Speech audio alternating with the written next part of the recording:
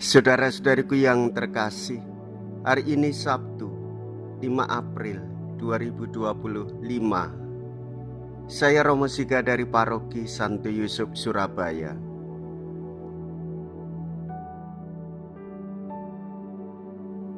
Dalam nama Bapa dan Putra dan Roh Kudus, amin. Masa Prapaskah merupakan masa pertobatan diri bagi orang Katolik. Dalam duka cita ada sukacita bersama Tuhan Yesus Kristus. Pertentangan sekitar pribadi Kristus semakin berkembang. Dari perjanjian lama kita dengar nubuat tentang Mesias yang akan datang, yang bagaikan domba tak berdaya akan dibantai, atau bagaikan pohon besar yang sedang kuat-kuatnya akan ditebang. Namun di ufuk tampak terang, seorang yang tidak didorong oleh prasangka dan tradisi, melihat suatu keunggulan pada nabi dari Galilea. Tidak pernah seorang pun berbicara seperti orang itu. Apakah engkau juga orang Galilea? Mea culpa, mea culpa, mea maxima culpa.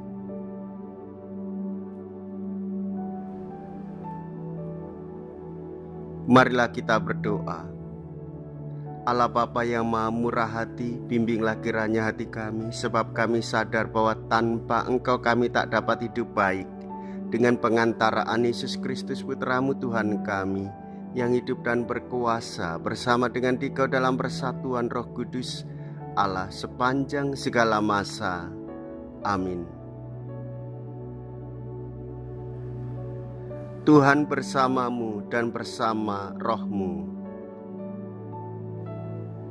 Inilah Injil suci menurut Yohanes. Dimuliakanlah Tuhan. Yohanes bab 7 ayat 40 sampai dengan ayat 53. Sekali peristiwa, Yesus mengajar di Yerusalem. Beberapa di antara orang banyak yang mendengarkan perkataan Yesus berkata, "Dia ini benar-benar nabi yang akan datang." Yang lain berkata, "Ia ini Mesias." Tetapi yang lain lagi berkata, "Bukan, Mesias tidak datang dari Galilea."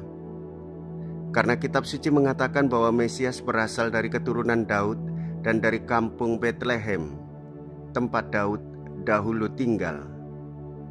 Maka timbullah pertentangan di antara orang banyak karena Yesus.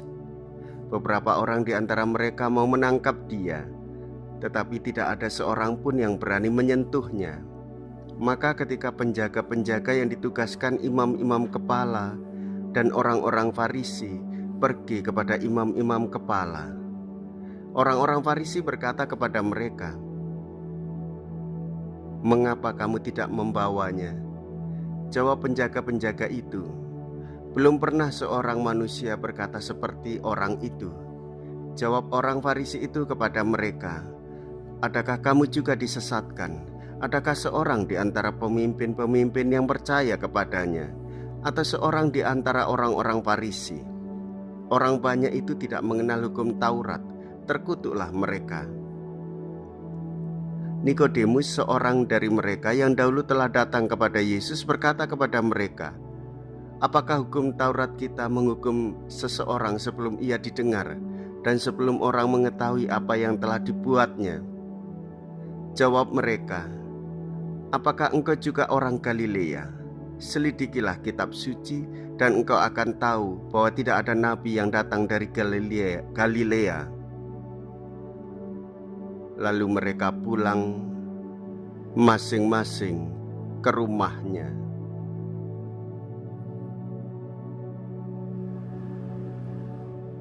Demikianlah sabda Tuhan. Terpujilah Kristus.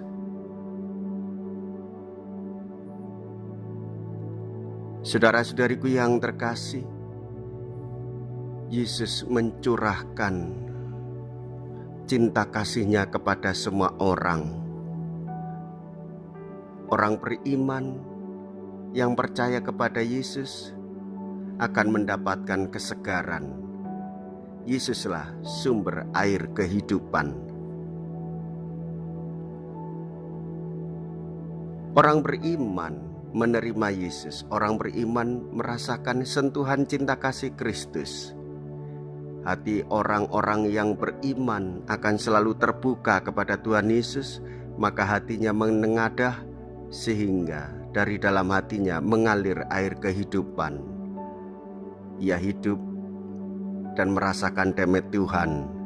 Hidupnya menjadi tenang, berada di dalam kasih Tuhan. Dan ketika ia merasakannya, ia mengalirkan air hidup itu kepada sesamanya, dan sesamanya akan mengalami damai yang bersumber dari Tuhan Yesus. Dan damai itu abadi, yang memberikan keselamatan bagi semua orang. Jikalau kita berani hidup menderita dalam Yesus, maka kita pun akan dipermuliakan di dalam Kristus. Terpujilah nama Yesus, Bunda Maria dan Santo Yosef untuk selama-lamanya. Marilah kita berdoa.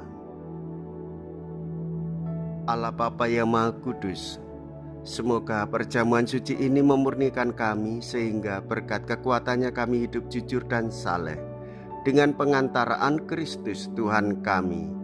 Amin.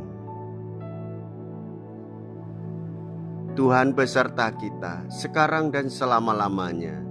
Semoga Allah yang Maha Kuasa memberkati saudara sekalian, Bapa dan Putra dan Roh Kudus. Amin.